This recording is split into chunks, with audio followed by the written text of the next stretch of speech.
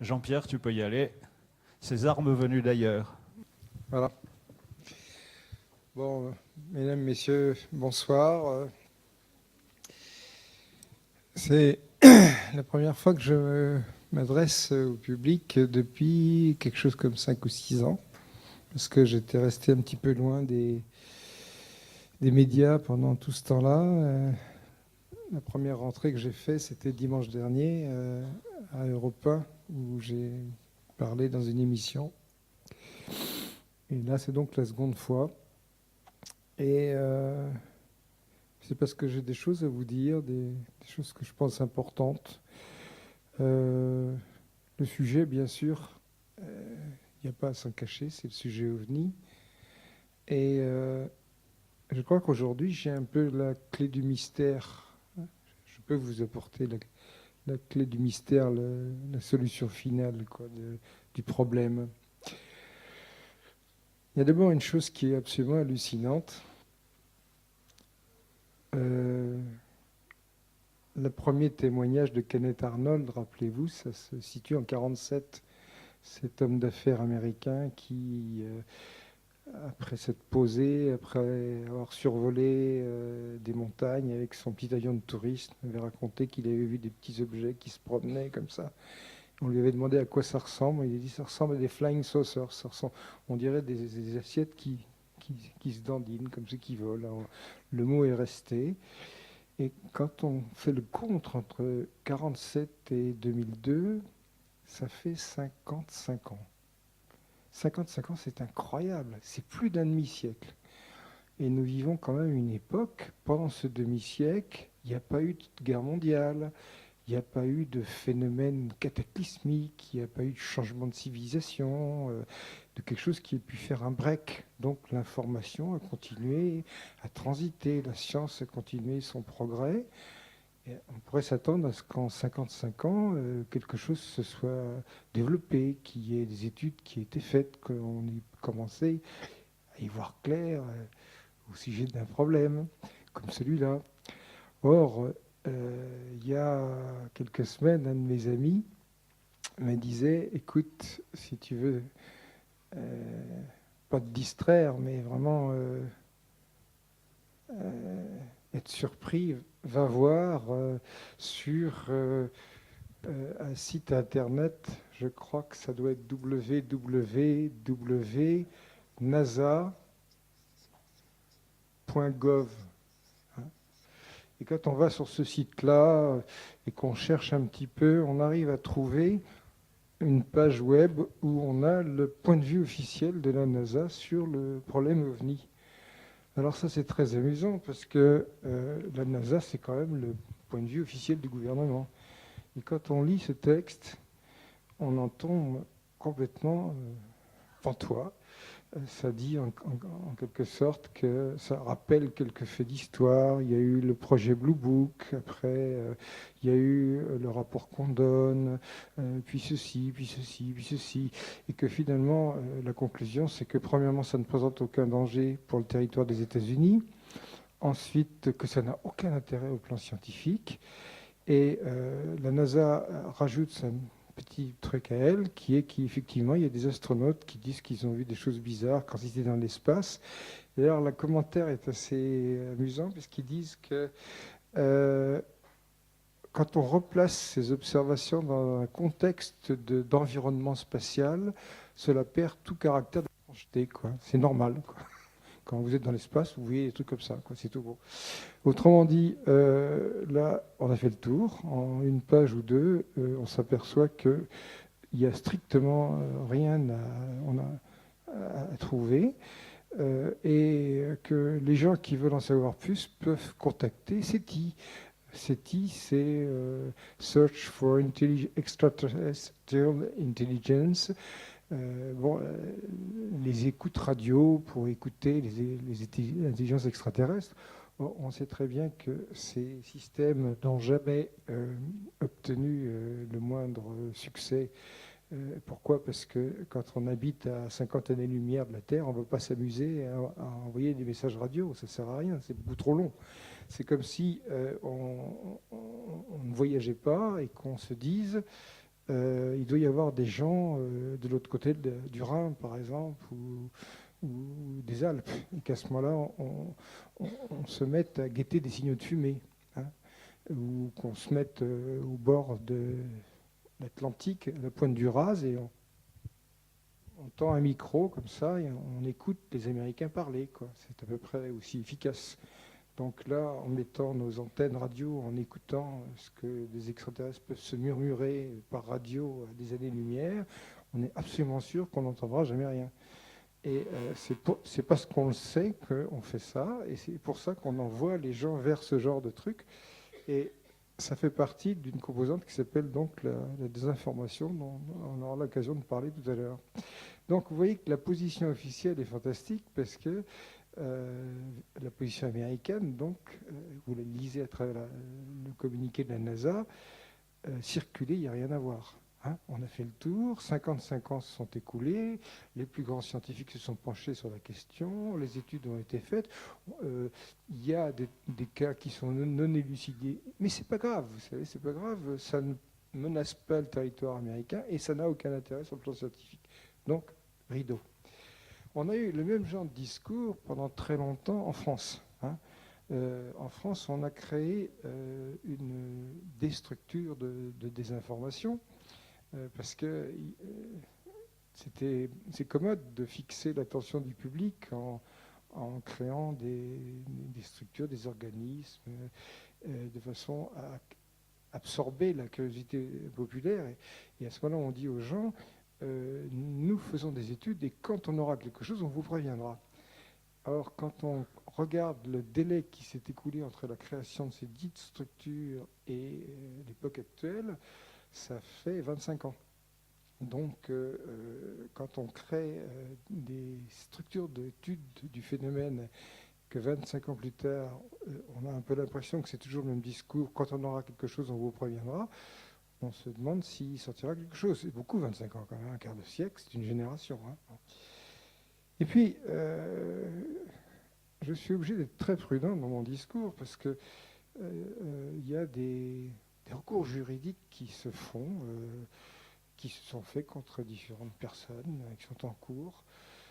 C'est un peu la façon dont ont aussi ces structures de se protéger contre des critiques, parce qu'on aurait tendance à montrer qu'elles ont des failles. Donc elles se sont dotées d'un puissant arsenal juridique. Et il faut donc être très prudent, ne mentionner personne, citer. C'est pour ça que vous me verrez rester aussi évasif. Ce n'est pas vraiment de cela dont je voulais vous parler. En 1999, paraît un rapport fracassant qui dit en quelque sorte les ovnis et la défense, à quoi faut-il se préparer. 90 pages, on lit une chose pareille, et quand on lit ce rapport, on a l'impression que tout d'un coup, il y a un basculement total.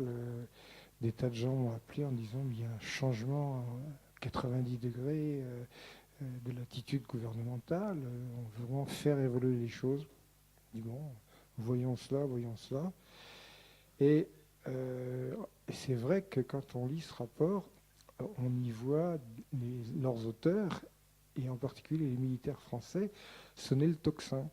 Et dans ce texte, on évoque en clair, et si vous le procurez, si vous le lisez, des phrases qui sont étonnantes, comme quoi ce rapport affirme que les Américains auraient, je ne sais pas si on ne dit pas auraient ou ont, je crois que c'est même ont récupéré des épaves d'OVNI, en tout cas extrait des informations importantes à partir de ce dossier, à partir desquelles ont été développées des réalisations concrètes qui ont donné sur le plan technique et militaire aux Américains une avance considérable et que les Européens devraient s'en soucier. Et il y a même une phrase assez attendrissante, je dirais, c'est les Européens devraient se grouper pour faire pression sur le grand frère américain pour qu'il dise ce qu'il a appris en se penchant sur ce dossier, quoi. Alors, les Américains, quand ils doivent lire une phrase comme ça, ils doivent plutôt s'amuser. Donc, nous en étions là, avec ce genre de discours. Et là, je vais vous apporter la réponse parce que je l'ai obtenue pratiquement il y a un an pile, quand je suis allé en Angleterre. Dans les années 60, les Russes étaient les leaders absolus. Ils étaient bien meilleurs que les Américains. Et là, par manque de roubles, par manque d'argent, ils se sont fait complètement surclasser. C'est que maintenant, ils racontent ce qu'ils font, ils les bradent parce qu'ils savent que ça n'a plus beaucoup d'importance. Maintenant, ils sont incapables, ils ont perdu la partie, donc ils abattent leurs cartes. Ce qui fait que ça permet à ce moment-là à des gens comme vous, comme moi, d'être au courant de ce que font les Américains par Russes interposés. Et les Russes révélaient en particulier un certain nombre de données extrêmement importantes, comme quoi cet appareil-là volait à 10 000 km/h avec des réacteurs conventionnels, un peu comme les réacteurs du Concorde. Alors là, on se pose la question, on dit, mais comment est-ce que je fais pour voler à 10 000 km/h avec des réacteurs comme le Concorde? Alors ça m'a rappelé, après, des conversations que j'ai eues avec un jeune Belge. Là encore, je ne cite pas de nom, qui travaillait pour une association, je ne cite pas de nom non plus, qui s'occupait d'OVNI et qui me disait il y a 5 ans, Monsieur Petit, qu'est-ce que vous pensez du mythe Aurora? On pouvait l'appeler un mythe. Aurora, c'était quelque chose. On se disait, est-ce que les Américains possèdent un avion hypersonique qui va à 10 000 km/h, qui vole à 60 km d'altitude, qui a des performances extraordinaires. Et en particulier, vous voyez, par exemple, quand vous voyez passer un supersonique, un liner dans le ciel, vous voyez le temps que ça met pour traverser le ciel. Hein. Lorsque c'est clair et que vous voyez la traînée de condensation, bon, ça va quand même prendre plusieurs minutes, quoi. Maintenant, si cette même traînée, vous la voyez passer en 10 ou 20 secondes, c'est que l'appareil va à une vitesse considérable. S'il va à 10 000 km/h, il va traverser l'intégralité du ciel peut-être en 10 secondes. Hein, et à ce moment-là, vous dites qu'il y a quelque chose qui se passe qui n'est pas normal. Et un jour, il y a des gens, je crois qu'on a eu plusieurs clichés de ce genre, qui ont pris des photographies dans un ciel très clair, et on avait une succession de petites taches blanches comme ça, pointillées. Et le témoin disait, c'est pas du tout un truc que j'ai pris en pause. Hein. J'ai pris un instantané de la traînée de condensation, mais je peux vous garantir que l'engin avait traversé le ciel à toute vitesse. Donc, sur la base de ces quelques rares témoignages de gens, les gens se sont posé la question de savoir est-ce que Aurora existe. Et si Aurora existe, ça posait un problème, et c'est ce que j'avais répondu à mon camarade belge. Moi, j'ai fait l'école supérieure d'aéronautique de Paris. Donc, en principe, le subsonique, le supersonique, les moteurs, les entrées d'air, c'est des choses qui me connaissent. Hein. Alors, quand vous prenez un moteur à réaction, eh bien, vous avez la chose suivante. Hein, quand vous prenez un moteur de Mirage 3, vous avez une espèce de buse comme ceci. Puis devant, il y a une onde de choc qui se forme. Et puis ici, l'air arrive à vitesse supersonique. Et ici, il est recomprimé et il est réchauffé. Et c'est commode qu'il soit recomprimé et réchauffé, mais il n'est quand même pas suffisamment recomprimé et réchauffé, ce qui fait que derrière, on a encore un compresseur avec des aubes, et c'est seulement là qu'on arrive dans des chambres de combustion où on injecte du kérosène, où ça brûle, et ça va vers le dispositif de sortie à travers des aubes, et ici, on comprime le gaz, et là, l'énergie, au contraire, est redonnée, et ça repart suivant l'axe. Vous voyez, c'est tellement commode. L'énergie thermique est communiquée à cette turbine, qui la communique à la turbine en amont. C'est une simplicité formidable. Parce qu'on a justement besoin d'avoir une forte pression, de façon à ce que la combustion se fasse rapidement. On pourrait se dire, pourquoi est-ce qu'un moteur à réaction, pourquoi on ne prend pas un tube comme ça, puis on met simplement deux tuyaux, on met du kérosène, et on laisse rentrer de l'air dedans. À ce moment-là, ça brûlait dehors, parce que le temps de combustion serait tellement long que le kérosène n'aurait pas le temps de brûler. Alors ça commence à pouvoir être possible à partir de Mach 3. 3 fois la vitesse du son. Alors à ce moment-là, si on prend simplement un tube comme ça, on a une onde de choc devant, et bien derrière, la pression et la température sont suffisamment fortes pour qu'on puisse simplement fonctionner comme ça et que ça puisse marcher. Alors Mach 3, Mach 4, Mach 5, ça s'appelle le statoréacteur. Et le statoréacteur, Cocorico, ça a été inventé par Monsieur Leduc après la guerre ou même avant la guerre, qui est un Français. Bien entendu, tout le monde s'en est foutu, comme d'habitude. Mais enfin, ça, c'est un autre problème. Alors, j'ai dit Mach 3, j'ai dit Mach 4, j'ai dit Mach 5. Seulement, Aurora, ça nous amène dans les Mach 10. Et à ce moment-là, la question qui se pose, c'est lorsque j'augmente le nombre de Mach, j'augmente la température derrière l'onde de choc. Ça, c'est très bien parce que ça me donne de bonnes conditions de combustion. Mais quand j'arrive à des nombres de Mach pareils, la température est telle que tout est volatilisé. Donc, je disais aux Belges, j'aimerais bien vous suivre, mais je ne vois pas comment ça serait possible de faire fonctionner un réacteur, quel que soit son type de fonctionnement, même un statoréacteur, à de tels nombres de Mach, à cause de l'entrée d'air, parce que le ralentissement de l'air et son entrée dans la prise d'air la ferait exploser immédiatement et la ferait fondre, la température serait beaucoup trop importante. Et puis, on revient à ce truc des Russes. Hein. On a l'impression qu'eux, ils ont résolu le problème. Ils ont un système comme ça, avec 4 réacteurs qui est en bas, et ils disent magnéto-hydrodynamique et réacteur conventionnel. Même pas de stato. Alors, j'ai commencé à me creuser un petit peu la tête. Entre-temps, j'avais résolu d'autres problèmes. Je ne vous raconte pas l'histoire chronologiquement, mais disons qu'à cette réunion qui devait avoir lieu en Angleterre à Brighton, le thème c'était la propulsion avancée. C'est un Anglais qui avait eu l'initiative de faire cette réunion. Et ce qui avait été très curieux, c'est que c'est un universitaire et il avait eu les facilités d'un centre spatial de l'université de Brighton. Et lorsque cette réunion avait commencé à ramoter un petit peu de monde, on n'était pas très nombreux, peut-être une centaine, autant que je me souviens, des pressions considérables s'étaient exercées pour que la réunion n'ait plus lieu.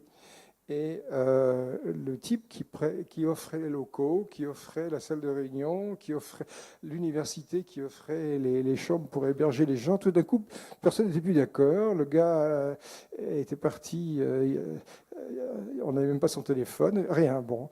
Donc l'organisateur me dit, je suis complètement dans la mélasse parce que j'ai plus rien pour vos réunions, j'ai plus rien, j'ai plus... Alors, on s'est quand même, avec les emails, on est en contact un peu les uns avec les autres, on s'est un petit peu contacté et on a trouvé que c'était un peu gros. Et on a dit aux gars, écoutez, en tout cas, nous, on maintient notre revenu et on se réunira, même si on doit être une douzaine dans un salon et qu'on doit loger dans des hôtels, et on donnera quand même un compte-rendu dans Internet. Alors ça, c'est dissuasif parce que la réunion a quand même lieu. Donc là, elle a eu lieu, pas dans les locaux prévus. On a été obligé de trouver des locaux de secours, une solution de fortune, etc. La réunion a quand même eu lieu avec des gens, avec des organisateurs. Il y avait parmi eux, par exemple, un homme de 70-75 ans. Je ne me rappelle plus quel était son nom, mais c'était un sir anglais, un lord anglais, ce genre de gens qui sont anoblis pour leurs travaux scientifiques et qui avait été en particulier à l'origine de la création des bombardiers V, comme les Vulcan. Peut-être vous vous souvenez un petit peu de ces bombardiers qu'on voit très bien dans un film de James Bond. Il avait entièrement créé le missile de croisière anglais, le Blue Steel, qui n'est jamais devenu opérationnel. Mais enfin, c'était un type assez calé quand même. Donc il n'y avait quand même pas le premier venu. Il y avait aussi le président de la Société anglaise d'astrophysique, ce qui n'aurait jamais été possible en France. Bon, il y avait c'était un peu disparate comme ça. Il y avait aussi un grand nombre d'Américains. Et on avait donc été réunis sur ce thème de la propulsion avancée. Et lorsque j'étais dans... Attendez, excusez-moi, un peu chaud.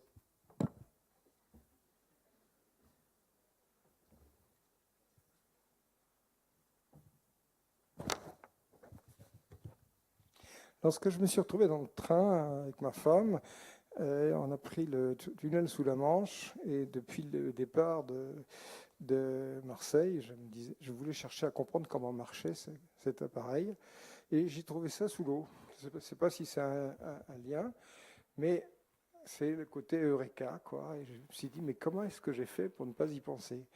Alors, je peux vous expliquer ça. J'ai une bande dessinée qui s'appelle Le Mur du Silence. Alors, on peut le trouver aux éditions Belin, mais je ne sais même pas si c'est encore en vente, parce que comme il s'occupe assez mal de ma collection, par contre, je vais vous donner les coordonnées de mon site internet, et toutes mes bandes dessinées se trouvent disponibles sur un CD via ce site internet. C'est peut-être le plus commode pour la trouver. Et dans cette bande dessinée, Le Mur du Silence, cette BD date de 1983, et les travaux sont bien antérieurs, ils datent de 1977. Il y a un système que j'ai appelé l'accélérateur linéaire, et c'est pas la peine de le développer techniquement, c'est peut-être un peu compliqué, mais disons que c'est une espèce de système où, si ici on a une paroi avec des électrodes dans ce sens-là, ces électrodes sont alimentées avec des tensions alternées, et puis il y a un champ magnétique qui se trouve, lui, être dans ce sens-là, et dans ce sens-là, et dans ce sens-là, et dans ce sens-là alterné. On crée à ce moment-là, au voisinage de cette paroi, des forces électromagnétiques qui sont toutes orientées dans le même sens, qui sont extrêmement intenses, qui sont très limitées en épaisseur. Et ça, une fois que j'ai inventé ça en 1977, ça se teste dans une cuvette avec de l'eau salée, des aimants, un accumulateur et 3 bouts de cuivre. On s'amuse beaucoup quoi, avec ça. Et immédiatement, hop, on voit l'eau qui s'écoule et c'est formidable. Quoi. Et j'ai publié ça dans cette bande dessinée, Le Mur du Silence, le bien nommé, parce que ça voulait vraiment dire que toutes ces données-là, toutes ces recherches-là, personne n'avait l'air de vouloir s'y intéresser. Et il y a même le plan d'un sous-marin conçu à partir de ce genre d'accélérateur. Vous voyez. Et première chose que j'avais compris, mais ça c'était avant de passer le tunnel sous la Manche, c'était une histoire de torpille. Alors je quitte un peu l'histoire d'Aurora et d'Ajax, et on en revient à l'histoire des torpilles hyper véloces. Je crois que ça nous situe dans un article d'un journaliste français, que je ne nomme pas non plus, parce qu'il vaut mieux ne nommer personne. Donc, les Français ont des torpilles de 6 mètres de long, avec des hélices contrarotatives, et ces torpilles, en principe, vont à 100 km/h.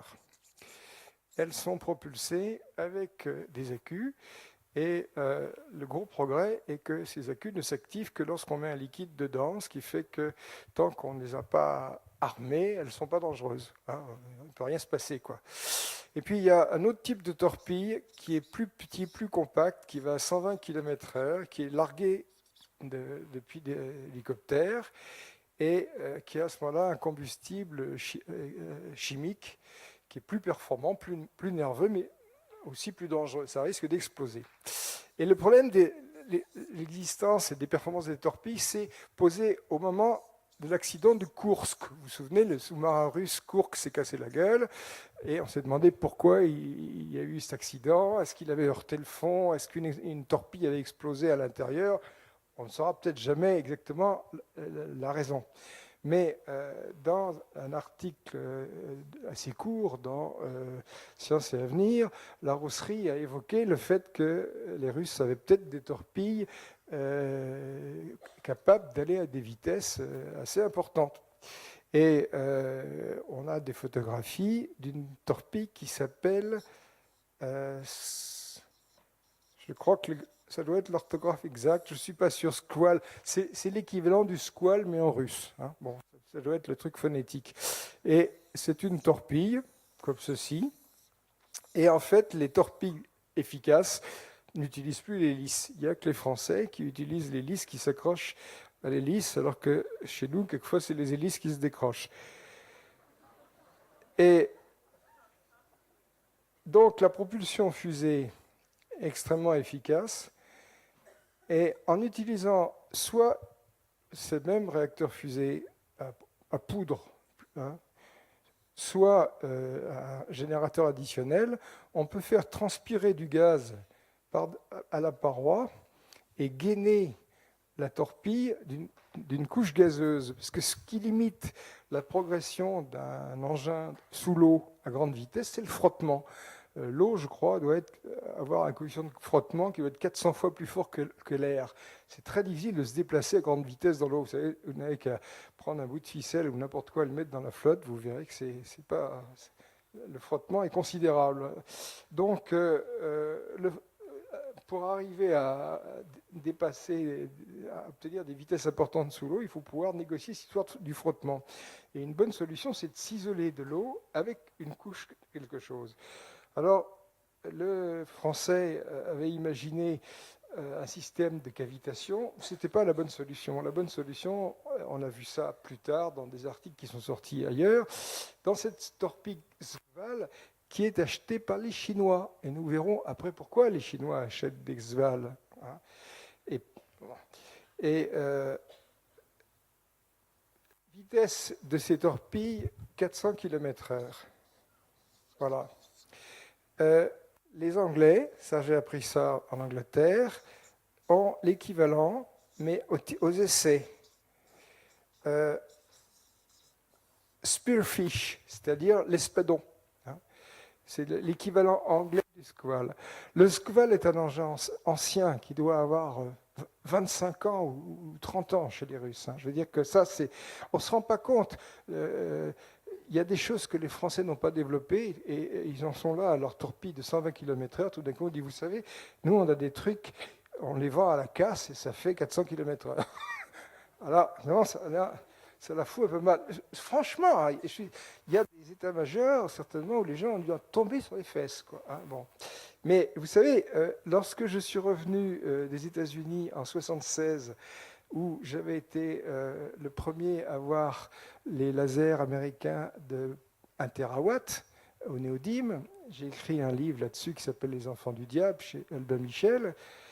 J'ai raconté ça à Scientifique, qui m'avait envoyé là-bas. J'ai écrit un article là-dessus et il n'a pas été publié. Il a été revraité par Françoise Arawa-Mounin. Et on n'a pas cru ce que je racontais. J'avais des photos couleurs de l'objet, et on n'a pas dû les croire. Et je crois que même les militaires français ne l'ont pas cru. Et je suis passé, là je vais citer des noms, parce que là il y a des documents, il y a des preuves, etc. J'ai eu un face-à-face avec le général Gallois d'une heure et demie, qui était le représentant français de la technologie française dans tous les domaines. Quoi, hein. C'était le monsieur communication de l'armée. Et c'était extraordinaire ce face-à-face. Il a dit, je suis ravi d'être face-à-face avec Jean-Pierre Petit, ce qu'il raconte est un exemple extraordinaire de désinformation. Tout ce qu'il dit est un mensonge total. Et il ne savait pas ce que c'était que le mot terawatt. Quoi. C'est extraordinaire. Et à un moment, il m'a dit d'abord ces informations, d'où est-ce que vous les tirez? Ben, j'ai dit, écoutez, il y en a une partie qui sont sous votre coude gauche. Comment sous mon coude gauche? Ben, dit, regardez, vous venez d'acheter Aviation Week and Space Technology, et page 14, vous avez un article de Robinson qui raconte telle chose. Il dit, j'ai acheté ce matin, je n'ai pas encore lu. Ben, lisez-le, parce que c'est vachement intéressant. Enfin, donc, vous voyez que un hurluberlu de chercheurs CNRS en promenade comme ça, financé par un journal comme Science et Vie, peut mettre le nez sur des trucs confidentiels de défense au plus haut niveau que l'armée française ignore totalement. Alors on pourrait dire, comment est-ce que j'ai fait pour mettre mon nez là-dessus? Simplement parce que quand je suis allé en Amérique, je suis tombé sur le responsable de ces histoires de laser, qui était un type qui était un Suédois qui s'appelait Alstrom, à qui j'avais rendu service des années avant. Et on était copains, quoi. Et il m'a rendu l'appareil. Et quand j'ai eu visité ça, en sortant de là, un ingénieur du CEA a dit, moi, ça fait 5 ans que je suis là, je n'ai jamais pu rentrer dans ce bâtiment, je ne sais même pas ce qu'on y fait. Et vous arrivez, vous rentrez, bah oui, vous savez, c'est curieux. L'Amérique est un endroit où il y a des secrets considérables. Peut-être ce que j'ai appris en Angleterre à Brighton, je ne pourrais pas l'apprendre en Amérique. Peut-être que ces gens-là ont bavardé là-bas, ils n'auraient pas bavardé ailleurs. Il y a des moments où les secrets passent, où ils ne passent pas. C'est assez incontrôlable, une chose comme ça. Enfin, toujours est-il que il y a cette histoire de torpille, la marine nationale française, certainement il y a encore un an, dormait sur ses deux oreilles totalement, avec ses torpilles à 100 et 120 km/h, en étant persuadé d'être complètement en pointe là-dedans. Bon, tout d'un coup apparaissent ces torpilles à 400 km/h, et puis ensuite, moi je pensais depuis longtemps à ce que j'avais commencé à évoquer dans ma bande dessinée Le Mur du Silence, ces torpilles MHD. Alors, j'ai dit que le frottement, c'était l'écueil principal pour arriver à pouvoir pénétrer dans l'eau. Une solution, c'est de le réduire en mettant quelque chose d'intermédiaire entre l'eau et la torpille, c'est-à-dire une couche d'air, comme font les Anglais, comme font les Russes. Puis il y a une autre solution qui consiste à agir sur la flotte et à supprimer le frottement. Alors, qu'est-ce que c'est supprimer le frottement? On a un engin comme ça qui veut rentrer à grande vitesse dans l'eau. Puis ici, voilà l'eau qui arrive. Et c'est quoi le frottement? C'est simplement le fait que les molécules sont ralenties par la présence de l'objet. Si ici, l'objet agit sur ces molécules et les accélère par des forces électromagnétiques, en créant un champ de force, mais un champ de force qui est absolument rien de mystérieux. Ce n'est pas du tout de la science-fiction. En laboratoire, on fait ça de manière extrêmement spectaculaire. À ce moment-là, il n'y a aucune limitation de vitesse. Et en 1977, les calculs que j'avais faits m'avaient amené à une conclusion trop modeste. Moi, je m'étais dit, on doit arriver à plusieurs centaines de kilomètres/heure sous l'eau. Ça me paraissait déjà complètement gigantesque. J'arrive à Brighton, et là, ma femme me dit, sois prudent, ne cite pas de nom. Alors, je ne citerai pas de nom. Quand j'arrive là-bas, je vois un Américain, même classe d'âge que moi, qui vient vers moi en me disant, vous êtes le professeur Jean-Pierre Petit? Je dis oui. Oh, je suis ravi de vous rencontrer. Vous savez que la première fois que j'ai entendu parler de vous, c'était en 1975, quand on m'a donné à analyser votre première note de compte rendu de l'Académie des sciences sur les aérodynes MHD. Je dis, ça fait plus de 25 ans. Et ça fait 25 ans qu'ils suivaient tout ce que je faisais. Et la nouvelle dans la bande américaine que Jean-Pierre Petit était dans les murs a fait le tour. Les regards se sont illuminés. Et c'est un peu, vous voyez, comme si Louis Blériot débarquait, quoi. Tout d'un coup, imaginez une réunion à l'Airbus ou n'importe quoi. Tout d'un coup, on dit, vous savez, Louis Blériot est dans nos murs. Enchanté de vous connaître. Bon, donc, et en fait, je suis connu comme le loup blanc dans les black programmes américains. Bon, c'est un succès d'estime, on pourrait dire. On est content de l'apprendre. Enfin, c'est un côté comique, quoi, de dire qu'on a été totalement négligé dans son propre pays, alors que de l'autre côté, ils connaissaient tout sur ce que je faisais, quoi. Donc, ce gars-là avait développé cette torpille en question. Et cette torpille, elle a une forme tout à fait conventionnelle. Elle a un accélérateur linéaire, comme celui que j'avais dessiné. Alors, on voit ces électrodes linéaires comme ceci. Et puis, le propulseur, c'est évidemment un propulseur fusée. Alors, le propulseur fusée, c'est aussi un domaine que je connais bien parce que les 6 premiers mois de ma carrière d'ingénieur, chercheur, je les ai passés à la SEP, la Société européenne de propulsion. Et j'ai été donc spécialiste des fusées à combustible solide. Donc je connais bien, je sais ce que c'est capable de faire. Et ces fusées à combustible solide, elles sont intéressantes parce que on peut utiliser le combustible lui-même comme protection. C'est-à-dire qu'il peut jouer dans l'abrasion, surtout dans un engin qui va se détruire, c'est pas grave, quoi. Le flux de chaleur considérable obtenu par la chambre de combustion n'aura pas le temps de se propager aux autres organes de la structure parce que la poudre est un mauvais conducteur de la chaleur. Donc c'est pas mal. Alors effectivement, si on va voir un spécialiste de la propulsion, on va lui dire vos propulseurs, la température de combustion, c'est combien? 2500. Hein. Et ça marche combien? Ça peut marcher, je ne sais pas, 8, 10 minutes, quelque chose comme ça. Hein. Et est-ce que vous pourriez nous faire un propulseur à 3000 degrés? Ah oui, mais pas aussi longtemps. Oui, mais moi, ça m'est égal. 20 secondes. Oh, pas de problème. Alors, si c'est le dire. Et effectivement, ces torpilles vont tellement vite qu'elles ont des temps de transit extrêmement courts. Hein, et elles ne sont pas destinées à être utilisées, il n'y a pas de problème. Hein. Donc,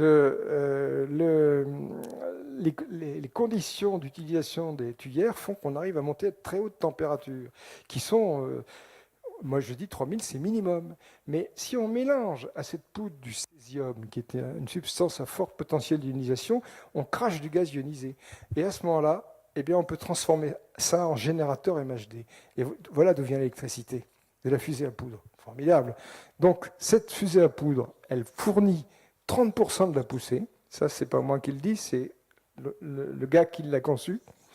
Et l'électricité reconvertie et réinjectée dans l'accélérateur donne 70% de la poussée. Et à ce moment-là, c'est sûr que ce gars-là, qui était d'ailleurs très sympathique, ils sont toujours très sympathiques. Les gens qui fabriquent des horreurs sont adorables, vous savez. Je crois qu'il ne doit pas y avoir plus gentil qu'un type qui travaille sur les armes bactériologiques ou les armes nucléaires, quoi. Et là, on en était à parler vitesse. Et j'ai dit, ce truc-là, ça doit atteindre au moins 400 km/h. Et là, il a eu cette remarque, il m'a dit, oh, much more. Avec un air de dire, mon pauvre vieux, tu ne peux pas savoir. Much more, j'ai mis combien 2000 km/h sous l'eau. Hein, je mets le chiffre parce qu'on a du mal à y croire. Hein. Voilà cet engin, 2000 km/h sous l'eau. Et on pourrait dire, pourquoi il ne va pas plus vite? Parce qu'à 2005, c'est la vitesse du son sous l'eau. Alors là, on a un autre problème. Hein. Mais ça suffit, 2000 km/h sous l'eau. Et pourquoi c'est capital d'avoir des torpilles qui vont à 2000 km/h sous l'eau? Parce que l'engin le plus dangereux en cas de conflit nucléaire, c'est la plateforme sous-marine, qui est la plus difficile à détecter. Et si vous voulez un jour entrer en conflit avec un pays quelconque, par exemple si les États-Unis veulent entrer en conflit avec la Chine, et si la Chine a des sous-marins nucléaires qui peuvent être parqués absolument n'importe où, donc totalement indétectables, eh bien, actuellement, vous savez que tous les sous-marins sont suivis. Hein, dans le temps, vous vous rappelez, à chaque fois qu'il y avait un sous-marin russe, il y avait un sous-marin américain qui était derrière, et vice-versa. Ils se prenaient tous par couple, quoi. Ils n'étaient jamais tout seuls. Hein. C'était impossible de laisser se promener un sous-marin d'un bloc qui ne soit pas en liaison avec un sous-marin de l'autre, parce que ce serait beaucoup trop grave. Maintenant, si vous pouvez lui envoyer dans la frimousse un truc qui va à cette vitesse-là, vous pouvez mettre par terre toutes les plateformes de tir de l'adversaire en une dizaine de secondes. Et ça, c'est absolument capital.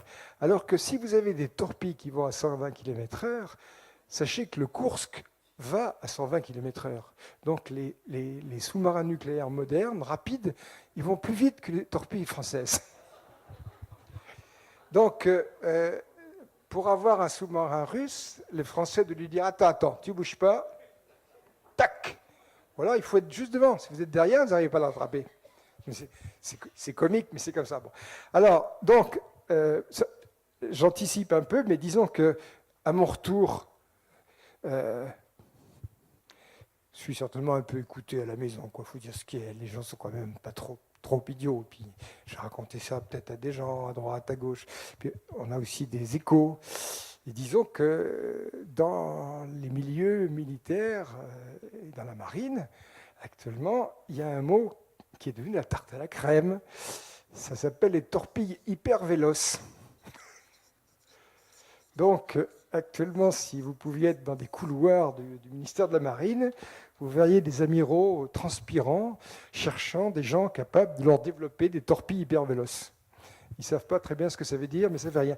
Et j'ai même entendu des trucs extraordinaires, des gens qui cherchaient à aller à 3000 km/h, carrément. Ils voulaient aller plus vite que les Américains parce que leur expliquer qu'il y avait le mur de son dans l'eau aussi, ça ne les arrêtait pas. Ça prouve qu'ils n'ont rien compris. Alors, bon, je signale au passage qu'en France, la MHD française n'existe pas. Il y a une MHD française hydraulique qui est située dans une petite ville que je ne citerai pas, puisqu'on ne cite personne, qui est dirigée par le professeur je ne sais quoi, que je ne citerai pas parce que je ne cite personne non plus. Enfin, je suis allé à un colloque en 92, il ne connaissait même pas le mur du silence. c'était assez amusant. Bon, enfin, disons qu'à l'époque, par exemple, le sous-marin qu'ils avaient imaginé, c'était un sous-marin comme ça, avec l'aspiration de l'eau à l'intérieur. Ils ne connaissaient pas l'accélérateur pariétal.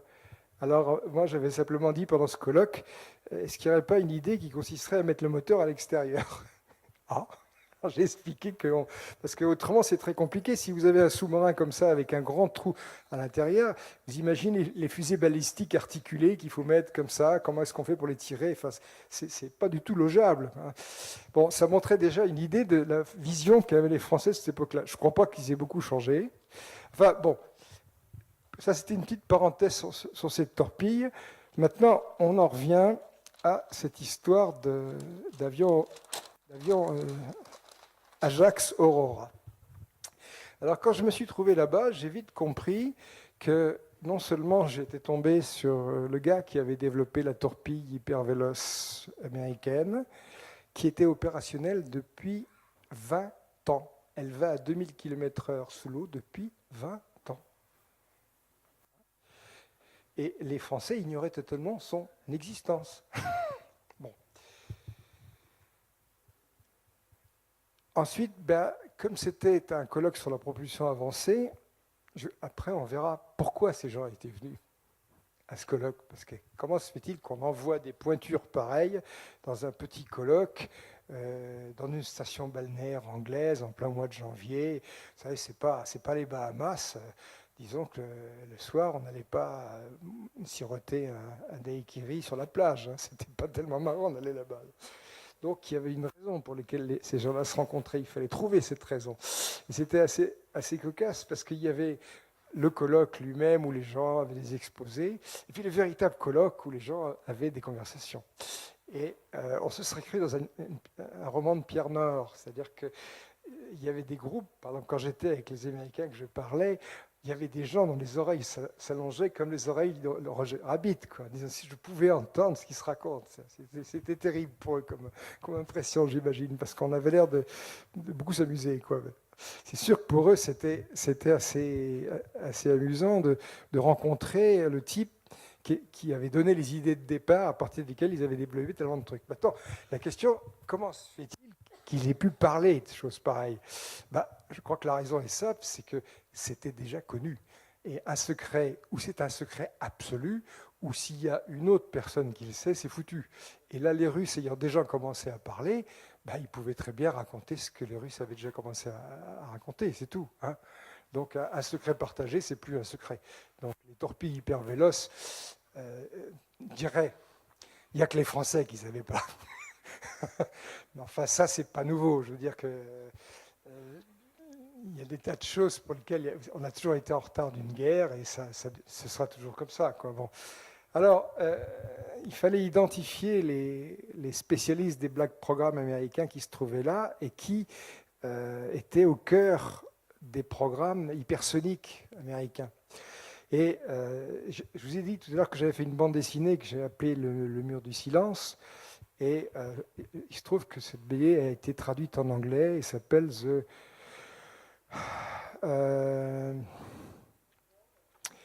Silence Barrier, la barrière du silence, oui c'est ça. Et je l'avais amené sous mon bras et j'en ai fait quelques photocopies pour les gens parce qu'elle est épuisée depuis longtemps en Angleterre là-bas. Et j'avais cette BD et avec cette BD je vais aborder un de ces gars-là dont je savais qu'il était un peu au cœur d'Aurora. Et il me dit, très jovial, « Oh, écoutez, je suis content de faire de votre connaissance, j'ai entendu parler de vous, et cette bande dessinée que vous avez, est-ce que vous pourriez me la montrer? Je meurs d'envie de la voir, une bande dessinée MHD, vous vous rendez compte, nous, ça nous passionne, etc. » Et voilà que j'ouvre la BD, clac, page 36, tout à fait par hasard. Et qu'est-ce qu'on voit, page 36 de cette bande dessinée? Eh bien, on voit le dessin suivant, avec ici des conducteurs électriques subpariétaux et un dispositif magnétique. Alors, si vous regardez la bande dessinée, vous reconnaîtrez le schéma, quoi, parce que ça donne des choses comme ça. Donc c'est pas tellement parlant hein, pour quelqu'un qui connaît pas, c'est une espèce d'ellipse comme ça. Puis là, il y a des électrodes, puis ça fait ça, puis ça fait bon, peu importe le dessin. Et à ce moment-là, il dit Ah, but this is Ajax. Il reconnaît Ajax, le truc américain, quand même extraordinaire. Hein. Et en fait, c'est le secret d'Ajax, mais c'est aussi le secret d'Aurora. Et ça se trouve dans ma bande dessinée depuis 83. Donc c'est vrai que les Américains sont pliés en deux, parce que le secret militaire number one de leur hypersonique traîne dans une bande dessinée éditée par un crétin de français en 83. Et ça confirme une chose, c'est que effectivement en 83, je suis allé en Amérique. Et, cette bande dessinée vient aussi de sortir là-bas. J'étais invité à Berkeley à faire une conférence par un ami, et c'était le professeur Oppenheim, qui était directeur du département de mécanique des fluides de Berkeley. Et je fais cette conférence, je parle de tas de choses, je parle de l'accélérateur pariétal, etc. Et tout d'un coup, Oppenheim me dit, écoutez, professeur Kunkel, il me parle à un type qui avait 70 ans, au bout, un brave petit bonhomme. Professeur Kunkel, nous nous connaissons depuis 45 ans, hein, nous avons fait nos études ensemble. C'est la première fois que je vous vois vous tenir aussi mal dans un séminaire. Vous n'arrêtez pas de gigoter, qu'est-ce qui se passe? Alors on passe la parole à Kunkel, et Kunkel dit, écoutez, depuis une heure que j'écoute ce Français parler, il est en train de développer des tas de thèmes extrêmement intéressants. Il y en a une grande quantité qui sont également développés dans notre pays, mais chez nous, ça correspond au plus haut niveau de secret défense. Et voir un auteur de bande dessinée expliquer ça aux étudiants de première année, je ne comprends pas. Et il dit, c'est tellement secret que je ne suis même pas autorisé à vous dire quel sujet il s'agit. C'est vrai que pour lui, c'était... Vous imaginez le type à qui on a dit ces choses-là, nous sommes en train de développer ça, c'est ultra secret. De quoi il voit un gars qui arrive de France, il explique ça. Bon, j'ai raconté ça dans un livre, mais ça confirme. Hein. Et on savait déjà qu'à l'époque, par exemple, ces choses-là étaient développées au Lawrence Livermore Laboratory, des choses de ce genre. Donc là, le type en question, il se grille immédiatement. En disant oui, c'est Ajax. Et j'ai dit oui, et c'est aussi le secret de votre engin Aurora. Et là, ma foi, complètement déstabilisé, il est obligé de dire oui. Et là, on a discuté le coup. Et voilà comment marche Aurora. Alors ça, c'est passionnant. Comment arriver à faire voler un avion hypersonique à Mach 10 avec des turboréacteurs conventionnels? C'est un problème impossible, normalement. Hein. Alors, Aurora, on a des photos d'Aurora aux essais qui ont été publiées dans Aerocosmos. C'est un truc comme ceci, de profil. Voilà. Ça, c'est la vue en plan, la vue de profil. Puis vue en plan, ça a une gueule comme ça. On dirait un peu une palme sous-marine, disons. Hein. Voilà. Alors, si je le représentais vu de dessous, là, on a des entrées de réacteurs, comme ça. Ce qui était représenté plus haut. Ce qui était assez amusant, c'est que cet Américain qui, justement, était impliqué dans ces projets, il avait une carte de visite, cet animal, où il avait représenté son truc Aurora comme ça, qui était exactement l'appareil, et sur sa carte, il avait écrit Flight Unlimited. Ah, Flight Unlimited. Donc, il annonçait bien la couleur. Quoi. Et alors, évidemment, c'est une façon de mettre ça. Personne ne faisait attention en disant il a mis un petit dessin pour rigoler. En fait, c'est assez plaisant d'être dans des trucs très pointus et puis de les mettre en plein milieu en disant personne ne peut comprendre. Quoi. Bon. Donc là-dedans, ça, c'est l'image reproduite par Zames, c'est vendu par les Russes, où on voyait effectivement des lignes de Mach extrêmement couchées comme ça, qui témoignaient ça c'est des essais en soufflerie extrêmement rapides. Donc voilà un engin qui, au départ, c'est, comment dire, il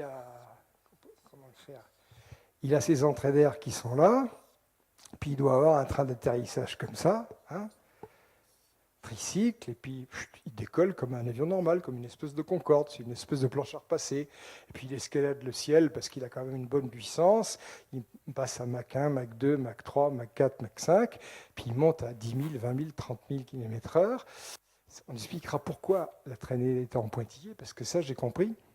Et une fois qu'on arrive à cette limite, justement, de ces Mach 4, 5, où la température est beaucoup trop élevée, il est exclu d'utiliser ces entrées d'air.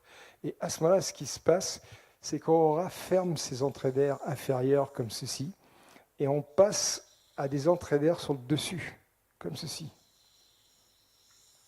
Et ça, c'est tout à fait étonnant. Alors, on va dire, qu'est-ce que ça change de faire rentrer l'air en hypersonique par ici pour l'emmener dans le réacteur? Eh bien, parce que à ce moment-là, on va faire un dessin plus précis. Là, vous êtes les premiers à qui je raconte ça.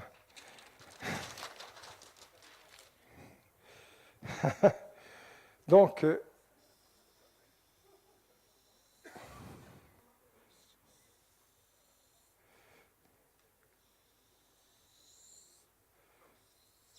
voilà donc Aurora avec son entrée d'air supérieure ouverte. Et voilà à quoi ça ressemble vu sur le dessus. On a donc une prise d'air qui se trouve comme ça, et l'entrée d'air est comme ça. Ça ressemble un peu à ces sorties de papier d'imprimante. Vous voyez. Et qu'est-ce qu'on met là? Eh bien, on a des électrodes qui sont à 1 ou 2 cm l'une de l'autre, qui sont tout le long comme ça. Et tout ceci, c'est un générateur MHD, c'est-à-dire que l'énergie cinétique énorme du gaz qui se trouve là, on la transforme en électricité et non en chaleur. Parce que c'est justement l'onde de choc, le problème, c'est que cette énergie cinétique, on ralentit le gaz, mais pof, on se récupère toute cette énergie en une quantité de chaleur dont on ne sait pas quoi faire. Tandis que là, on la fait passer par un intermédiaire qui est l'énergie électrique. Et à ce moment-là, ici, on a les ondes de Mach qui font ça, et le ralentissement du gaz est tel qu'il arrive en subsonique dans les réacteurs. C'est ça qui est fantastique. C'est-à-dire qu'on passe de 10 000 km/h à je sais pas, à 600 ou 700 km/h en entrée de réacteur. Il n'y a pas besoin d'onde de choc. Et ça, c'était l'astuce des Russes. C'est génial. Hein. Moi, j'étais... Je me suis dit, pourquoi est-ce que je n'ai pas pensé à ça? J'ai pensé à plein de trucs dans ma vie, mais ça, je n'ai pas pensé, franchement. Et ça montre une chose, c'est qu'en physique ou en science, on s'est dit, rien n'est impossible. Dire à un type, on peut faire marcher des avions en hypersonique avec des moteurs de réaction de Concorde, non, vous êtes fou. Ben si, c'est possible. Mais grâce à ça. Donc à ce moment-là, ici, j'arrive à ralentir le gaz, à le recomprimer, à le rentrer dans le réacteur. Je dispose de beaucoup d'électricité. Alors cette électricité, elle va me servir à plusieurs usages. On va mettre une accolade. Le premier usage, c'est la haute tension. Ça va être d'alimenter les bords d'attaque de mon engin de façon à créer une décharge de plasma devant lesquelles les ondes de choc se forment. Parce qu'à 10 000 km/h, si on mettait des bords d'attaque aussi effilés devant un engin, ça fondrait immédiatement. Vous savez, une navette spatiale, ou par exemple, rappelez-vous le X-15, le X-15, c'était un engin qui avait un nez tout rond, on ne pouvait pas lui mettre un nez pointu, il aurait fondu immédiatement. Donc ça s'appelle, maintenant ça porte un nom, on appelle ça l'électro-aérodynamique. Alors là où c'est amusant, c'est qu'effectivement, ça fait aussi partie du travail d'Alexandre Zamès, qui continue à sortir ces petits articles que lisent avec attention les militaires. C'est drôle, à chaque fois que le fils d'un marchand de chaussures écrit un article sur l'aérodynamique de pointe, il y a un séminaire chez les militaires pour savoir ce qu'il veut dire. Et effectivement, ils se disent, tiens, on devrait environner les avions de plasma parce que ça permettrait d'atténuer les effets des ondes de choc. En plus, ce plasma, il a un autre effet extrêmement intéressant, c'est qu'il absorbe les ondes radar. Donc, il augmente la furtivité des appareils. Hein. Donc, l'avion furtif par excellence, c'est l'avion environné de plasma. Alors, à ce moment-là, qu'est-ce que disent les généraux? Eh bien, c'est pas difficile. On n'a qu'à entourer un Mirage 2000 de plasma. Alors, si vous voulez, on peut vous trouver une petite place grande comme 2 valises. Est-ce que quelqu'un pourrait trouver un générateur de 100 000 volts pour mettre là-dedans? Non, excusez-nous, on ne sait pas faire. Non, ça n'a rien à voir. Disons que, vous voyez, Aurora et le Mirage 2000, c'est non, rien à voir, rien avec l'autre. Comparer Aurora et le Mirage 2000, c'est comparer le Mirage 2000 et le SPAD de la guerre de 14. Hein. Imaginez Guy de Mer qui descend de son SPAD et vous l'amenez, vous dites voilà, ça c'est un Mirage 2000. Ah oui, oui, ça c'est les ailes, la queue. Alors, les câbles pour transmettre les efforts, il n'y a pas de câbles, c'est des commandes électriques. Ah bon, etc. Il ne peut rien comprendre. Quoi. Je veux dire, les deux appareils n'ont plus rien à voir. Et là, il y a à peu près autant de différences technologiques. Et ça représente, je pèse mes mots, 25 ans de retard. Irrattrapable. Hein, bon. Alors, cette électricité, elle est utilisée pour traiter les bords d'attaque, pour protéger l'appareil, pour éviter les ondes de choc. Ensuite, elle est utilisée pour traiter le carburant, pour l'enrichir en molécules C60, pour lui donner une meilleure conductivité électrique et améliorer ses performances en combustion. Et puis, dernière opération, ceci est également un accélérateur MHD, c'est-à-dire qu'à ce moment-là, on utilise cette électricité pour accélérer le gaz en sortie par un système que maintenant on appelle dans les milieux autorisés bypass. Bypass, passer muscade. Hein, je prends l'énergie ici, j'en sors derrière. Hein. Cette énergie qui m'embêtait ici, je préfère la mettre là-bas et sans me la prendre dans la frimousse sous forme thermique. Je crois que, même si vous n'êtes pas spécialiste, vous avez un peu compris de quoi il s'agissait. Que c'est vraiment des choses tout à fait géniales. Alors pourquoi est-ce qu'Aurora avait une traînée en pointillé? Parce que ici, on a ce qu'on appelle une tuyère semi-dirigée. C'est-à-dire qu'il n'y a qu'une seule paroi. L'autre paroi, c'est l'horizontale. Hein. Et lorsqu'on est à la vitesse, à l'altitude normale de fonctionnement, hein, à ce moment-là, l'éjection se fait comme ça. Et l'altitude, c'est 60 km. Donc, 10 000 km/h, 60 km. Si on est à plus basse température, à plus basse altitude, la pression est plus importante et à ce moment-là, le jet de gaz a tendance à se concentrer comme ça et à donner des alternances de pincement et si vous avez des vieux livres d'aéronautique, je ne sais pas s'il y a des fans d'aéronautique chez vous, mais il y a par exemple un avion qui s'appelle le Thunderjet. Hein. Thunderjet, c'était un des premiers avions américains à réaction, comme ça. Bon, c'était avec des ailes droites, bravement subsoniques, comme ceci. Hein. Thunderjet. Et c'était un avion qui était avant l'époque des tuyères à géométrie variable. Donc, il avait une tuyère à géométrie tout à fait standard. Et comme il était, par exemple, pour voler à 5, 6, 7 000 mètres d'altitude, on n'allait pas configurer sa tuyère pour voler au ras du sol. Donc, la tuyère était faite pour éjecter son gaz comme ça, à 7000 mètres d'altitude. Mais quand il était au ras du sol, la pression était trop forte, et derrière le Thunderjet, eh bien, on voyait ça. On voyait une succession de taches sombres, comme ceci, et vous verrez ça dans toutes les vieilles encyclopédies. Ça correspond au fait que le jet est ondulant, comme ça correspond à un système d'onde de choc. Et avec une luminosité en pointillé. Donc, autrement dit, la luminosité en pointillé obtenue sur la photographie d'Aurora signifiait simplement qu'il était en phase de montée et que le type l'avait pris en photo à une température inférieure à son altitude normale. Il n'avait pas une tuyère à géométrie variable, c'est trop compliqué. Donc, quand on est un bon spécialiste de l'aéronautique, on peut réfléchir un petit peu sur des questions. Alors, ça, c'est la première partie du discours. J'arrive à Brighton, je tombe sur des gens, j'apprends qu'ils ont des torpilles qui vont à 2000 km/h sous l'eau depuis 20 ans. Aurora vole depuis 10 ans, à 60 km d'altitude, à 10 000 km/h. En plus, il est satellisable. Ce n'est pas difficile, il suffit de mettre des fusées et il passe sur orbite. Bon, ensuite, une fois qu'il est sur orbite, il faut qu'il rentre dans l'atmosphère. Alors, s'il rentre dans l'atmosphère, on se dit, il faut peut-être un bouclier thermique. Pas besoin de bouclier thermique. La MHD en fait sert de bouclier thermique. C'est-à-dire que lorsque l'appareil pénètre dans les hautes couches de l'atmosphère, on se contente de transformer l'énergie en électricité, tout simplement. C'est pas plus compliqué que ça. Et au lieu d'avoir un échauffement très fort sur les bords, eh bien, on répartit le freinage sur l'ensemble de la structure. Et ça, c'est quelque chose dont les Français n'ont pas la moindre idée. Ils ne savent même pas ce que c'est. Alors pourquoi? Alors, parce que la MHD a été abandonnée en France à la fin des années 60, complètement. Vous ne trouverez aucun enseignement dans une université, vous ne trouverez aucun ouvrage. Quelquefois, il y a des gens qui lisent, qui vont sur mon site internet ou qui lisent des livres à moi et qui m'écrivent en me disant est-ce que je pourrais trouver un livre là-dessus? Je dis non, à part le mur du silence, vous ne trouverez rien. Il n'y a rien. Il n'y a pas de cours, il n'y a pas de bouquin, il n'y a pas d'enseignement, il n'y a que dalle. Et c'est d'autant plus extraordinaire qu'il n'y a rien non plus en Amérique. Il n'y a pas d'ouvrage anglais, il n'y a pas d'enseignement sur la MHD.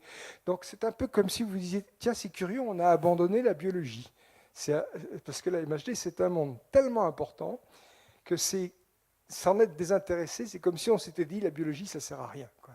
Hein, c'est pas possible. Même si ça posait des problèmes techniques qui auraient mis un certain temps à être surmontés, il fallait s'accrocher là-dedans. Mettre une croix là-dessus, c'est quand même quelque chose de tout à fait bizarre. Or, qui s'est attaché à faire en sorte qu'on mette une croix là-dessus? Les Américains, en racontant partout que ça ne marchait pas. Alors, effectivement, les jours passent avec ces Américains. Je ne dirais pas que les relations amicales s'établissent, mais enfin, ils ont l'air de plus en plus décidés à parler, et on se met à parler, vu qu'on est venu à ce colloque pour parler d'autre chose. Je ne sais pas si j'aurai le temps de vous en dire deux mots tout à l'heure. Ces histoires de propulsion avancée. Enfin, tout le monde parlait OVNI dans les couloirs et pas dans la salle, quoi. C'était à peu près ça, quoi. Bon. Alors, moi, je leur ai posé la question, je leur ai dit... Est-ce qu'aux États-Unis, vous êtes convaincus de l'existence matérielle des ovnis? Ils m'ont dit, mais oui, ça ne date pas d'hier. Je dis, mais ça date de quand? Ça daterait, par exemple, de Roswell, de 1947. Oh non, non, avant. Pourquoi? Avant, parce qu'on a vu des films montrant des forteresses volantes avec des engins qui étaient plus grands que les forteresses volantes et qui se promenaient entre les forteresses, quoi. Je veux dire que très très vite, les militaires américains ont été confrontés à ce truc-là. Et je dis, est-ce qu'il est vrai que vous avez récupéré des épaves, des corps? Tout à fait vrai, on a récupéré des épaves, des corps. Ah, d'accord. Et alors, qu'est-ce qui s'est passé? Eh ben, on n'a pas voulu faire comme avec Manhattan, parce que Manhattan et l'atome, ça consistait à faire quoi? C'est bien que les Russes n'étaient pas idiots non plus, hein. Le nucléaire russe, ça démarrait dès 1938. Mais l'effort gigantesque qui a été développé par les Américains, ça a accéléré l'histoire du point de vue du nucléaire. Les bombes d'Hiroshima, ça a montré ce que ça pouvait donner, ce qui fait que tout le monde a voulu avoir sa bombe. Maintenant, le Pakistan et l'Inde ont leur bombe aussi. Peut-être Ceylan aura sa bombe aussi un jour. Peut-être les Tibétains aussi, je ne sais pas. Mais enfin, on peut espérer qu'un jour, tout le monde aura sa bombe, tout le monde sera content, quoi. Donc, la meilleure solution, quand on met le doigt sur une technologie extrêmement prometteuse, c'est de désintéresser totalement les gens de cette technologie. Parce que pour garder un secret 1 an, 2 ans, 3 ans, ça peut aller en maintenant simplement un blackout total. Pour maintenir un secret 55 ans, c'est la désinformation. Et ils ont joué la carte des lasers. Ils l'avouent. Hein, parce que maintenant, c'est vrai que dans les chancelleries européennes, les gens se rendent compte qu'ils se sont fait couillonner, mais complètement. C'est quelque chose d'extraordinaire, quoi. Disons qu'ils sont restés sur une situation attentiste. Ils ont été très sensibilisés aux problèmes. Ils ont mis des équipes qui ont comptabilisé les dossiers, qui ont fait des études. Tout à l'heure, nous avions, je ne sais pas s'il est par là, le professeur Bougnas. Le professeur Bougnas a joué un rôle très important dans les années 80 à l'occasion d'une affaire qui s'appelle l'affaire de Trans-en-Provence. C'est assez amusant parce que moi, j'ai 64 ans. Il faut avoir de la bouteille pour avoir sur le sujet OVNI un certain regard et balayer un petit peu tout le spectre. Quand un type a 30 ans, c'est pas possible. Il était en culotte courte quand les choses importantes se produisaient, quoi, hein. Donc, quand Trans-en-Provence, ça se situe dans les années 80, Et à cette époque, un paysan voit une espèce de boîte de conserve atterrir dans son champ, et repartir. Et un peu intrigué, enfin je ne vais pas revenir dans cette histoire-là qui traîne dans tous les bouquins, des analyses ont été faites sur ce truc-là, et Bougnac est intervenu sur ce site. Et ici, on a l'épicentre de, je sais pas, 1,50 m de diamètre, et ça représente 10 mètres. Eh bien, il a prélevé des luzernes témoins, tous les mètres, comme ceci, comme ceci, comme ceci, comme ceci. Et Bougnac, c'est un monsieur qui a fait sa thèse de doctorat sur les traumatismes végétaux subis par les luzernes sous l'effet des radiations nucléaires. Donc il était très très bien outillé scientifiquement pour faire ce type d'analyse. Donc il a étudié toutes les caractéristiques des végétaux et il s'est aperçu d'une chose, c'est que s'il prenait un paramètre quelconque, par exemple le taux de carotène, de phéophytine, de violaxanthine, en fonction de la distance, eh bien, on obtenait à ce moment-là quelque chose d'extrêmement corrélé. C'est-à-dire qu'il y avait une perturbation de grande ampleur qui, en plus, était en 1 sur R2, correspondait à un phénomène radiatif. Et, disait-il, il ne voyait absolument pas qu'est-ce qui aurait pu produire ça, sauf si on avait déposé une source nucléaire de 100 mégarades. Il aurait fallu ouvrir un réacteur nucléaire à cet endroit-là pendant 2 minutes pour voir ce que ça donnait et voir. Donc, ça a été quelque chose de très important. En plus, ça a aussi quelque chose de très important, c'est que les essais ont été faits après qu'il ait plu. Donc ça résistait à la pluie. Ensuite, les échantillons ont été collectés 15 jours ou 3 semaines après les événements. Donc c'était durable. Ensuite, le phénomène est revenu à la normale en 18 mois.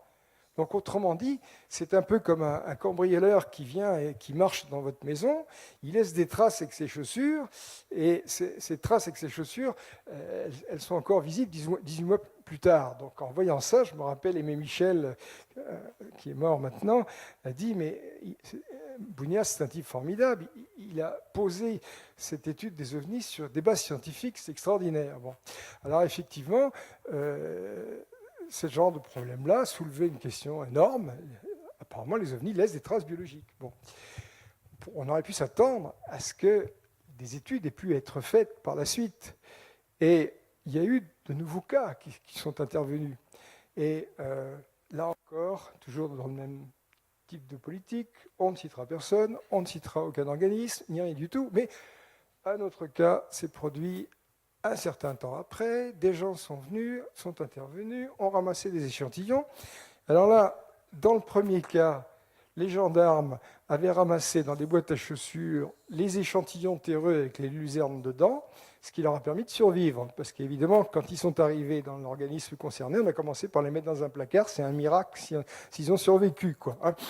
Et là, c'est encore plus extraordinaire, bien que Bougnac s'ait donné des consignes complètes sur la façon de gérer cette histoire-là, les échantillons ont été mis dans des sachets plastiques agrafés. Puis en plus, certainement, laissés sur un bord de fenêtre en plein soleil. Quoi. Ce qui fait que vous mettez des luzernes comme ça dans des sachets en plastique, ça fait effet de serre, vous les mettez au soleil, en 3 jours, il n'y a plus rien à analyser. Et ensuite, ces échantillons sont arrivés dans un laboratoire d'université, et il n'y avait plus rien à analyser non plus. Bon. Alors, question, est-ce que les gens qui ont fait ces analyses-là sont des idiots ou pas ? Il y a une explication qui serait que ils ont les consignes de faire ça avec certains échantillons et que d'autres sont partis dans des clones du laboratoire Bougnac où des études sérieuses ont été faites. Donc, la France possède aussi la preuve que le dossier OVNI a du corps. Elle les possède à travers des choses de ce genre. Elle les possède à travers des spectres qui ont été pris à l'aide de bonnettes interférométriques qui sont montées sur les appareils photographiques des gendarmes, lesquels sont des militaires. Ces bonnettes sont montées depuis 1979. On peut se dire qu'il y a assez peu de chances quand même, depuis 25 ans, que aucun gendarme n'a jamais pu prendre une photo avec un de ces bons dieux d'engin. Et ça se trouve également sur les ciné-caméras des avions. Enfin, je passe. Bon, les éléments tels que le sujet OVNI soit complètement crédible existent. Ça explique l'émission en 99 du rapport non cité que j'évoquais tout à l'heure. Et comme disait si bien ma femme qui connaît un peu la matière juridique, ce sont les conditions, les conclusions moins les pièces. Les pièces, ce sont des analyses biologiques, ce sont des analyses spectroscopiques que vous ne verrez pas. Mais les Américains et les Russes sont allés beaucoup plus loin et beaucoup plus vite. Dès les années 40, ils ont eu des épaves, ils ont eu des bons hommes. Et à ce moment-là, ils se sont dit, oh là là, mais il y a des choses extraordinaires à connaître là-dedans. On va désinformer le reste du monde un maximum pour être les seuls à rester sur ce coup. Et ils l'avouent maintenant, enfin en privé, avec la plus grande jovialité. Et c'est vrai que c'est extraordinaire d'avoir pu désinformer des gens pendant un demi-siècle et que tout le monde se soit laissé faire. Et c'est aussi extraordinaire de voir ces mêmes Européens se dire mais il faut absolument qu'on s'y mette. Parce que là, c'est foutu. On ne rattrape pas 25 ans de retard scientifique comme ça. Même les prémices scientifiques de ces choses-là, ils les ont même pas, quoi. C'est comme si vous étiez, je ne sais pas moi, à l'époque de la marine à voile et qu'il fallait tout d'un coup concevoir le Mirage 2000. Non, je m'excuse, ça n'a rien à voir, quoi. Vous faites un peu de mécanique des fluides, mais vous ne jouez pas dans la même cour, dans la même catégorie, quoi. Alors, je vais essayer de me résumer parce que je vois que j'ai été un peu long, même si ça vous intéresse. En Angleterre, j'ai donc entendu des choses assez étonnantes. J'en ai entendu bien plus encore que j'ai un petit peu évoqué. Ça va beaucoup plus loin que ça. Ça va beaucoup plus loin que ça. Pour les Américains, l'OVNI, c'est une réalité. Ensuite, ils ont découvert la source d'énergie de ces objets. Cette source d'énergie, ce n'est pas le nucléaire, c'est l'antimatière. Ils ont découvert aussi la façon de synthétiser cette antimatière. Ils ont découvert la façon de la stocker. Et parmi ces façons de la stocker, il y en a une qui correspond à la truc de la taille d'une balle de golf. Et l'antimatière se trouve à ce moment-là stockée dans des cristaux. Et avec ça, on obtient une destruction de 40 tonnes de TNT. Alors on pourrait se dire, où est le progrès? C'est pas tellement puissant, une chose pareille. Eh bien, je vous le dis, cet objet-là, c'est un changement catastrophique dans la stratégie militaire. C'est la fin de l'équilibre de la terreur, car c'est employable. Ça n'est pas polluant, il n'y a pas d'hiver nucléaire. C'est ultra dangereux. C'est opérationnel. Et bon, alors, un premier aspect, le stockage d'antimatière dans des bouteilles magnétiques permet aux Américains de mettre en jeu des accélérateurs MHD qui ont des vitesses d'éjection de 500 km par seconde. Les fusées Apollo, c'est 2 km par seconde. Hein, bon. Les vitesses des sondes dépassent les 200 km par seconde. Le système solaire a été exploré totalement en secret depuis 5 ans.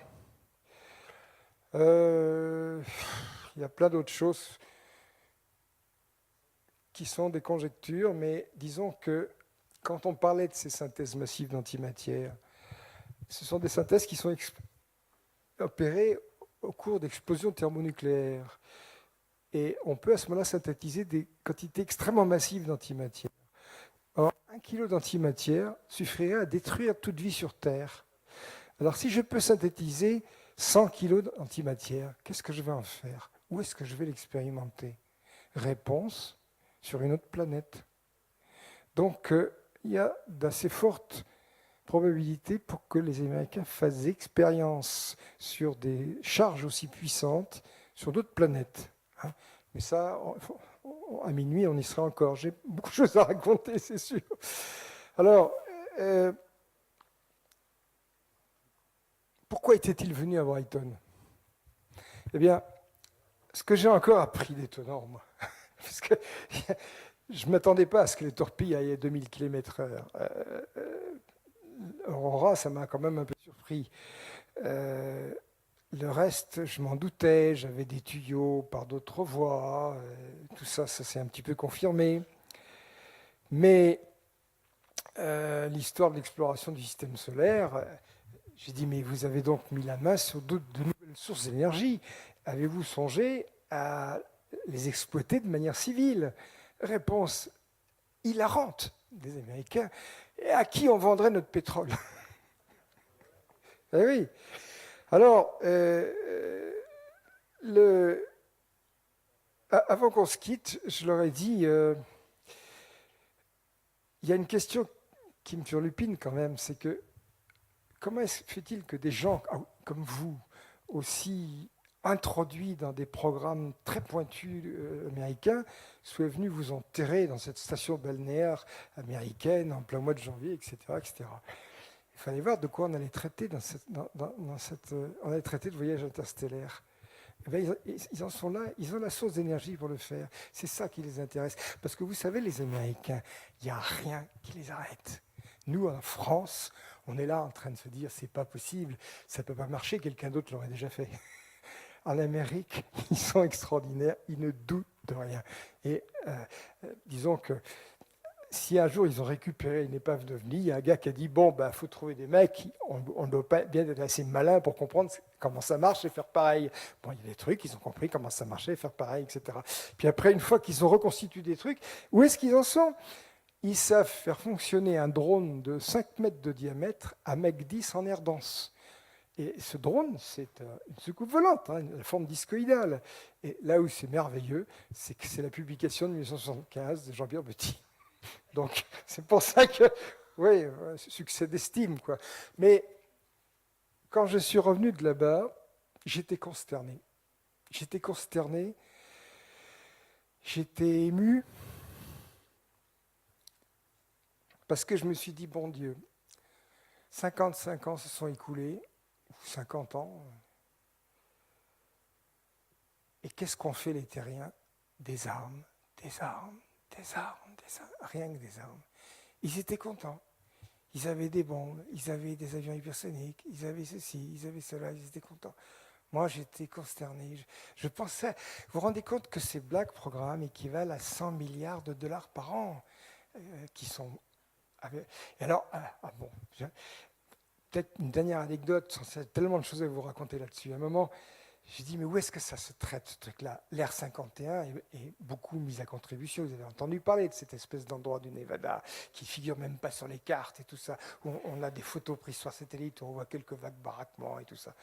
Et je demande à un des types, est-ce que vous connaissez l'Air 51? Et il y a un qui dit, vous savez, la science, c'est comme Macy's. Macy's, c'est le grand magasin du printemps de New York. Il dit, le grand public, il va au rez-de-chaussée. Nous, on a les clearances pour aller aux étages supérieurs. Petit, lui, il n'a pas besoin de se déplacer. C'est l'espion le moins cher du monde. Il reste assis à son fauteuil, il voit au travers des murs. Il arrive à voir là où on voit. Il s'amuse beaucoup. Il dit, on devrait vous embaucher, vous êtes le moins cher. Et le problème, c'est qu'on ne sait pas qui habite au dernier étage. Et on ne sait pas qui a le pouvoir aux États-Unis. Et on ne sait pas qui gère tout ça. Extraordinaire, hein? Alors après, j'ai dit, mais parmi vous, est-ce qu'il y a quelqu'un qui est allé à l'Air 51? Il y en a un qui dit, moi, je connaissais quelqu'un au Pentagone qui avait beaucoup d'entrées dans des milieux très confidentiels. Et je lui ai dit, c'était le gars à la torpille, hein, il était quand même bien placé. Est-ce que vous ne pourriez pas me négocier une entrée un jour à l'Air 51? Et l'autre lui a dit, écoutez, vous êtes un vieux copain, on se connaît depuis longtemps. Dans votre intérêt, ne reposez plus jamais cette question. Voilà. Merci. Merci Jean-Pierre Petit.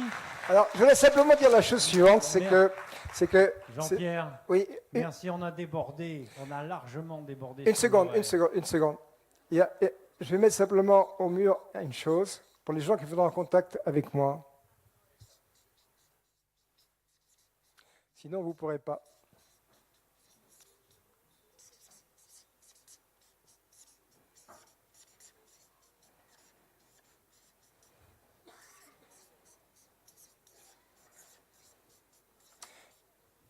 Il faut écrire là. Ou alors, il y a cet email.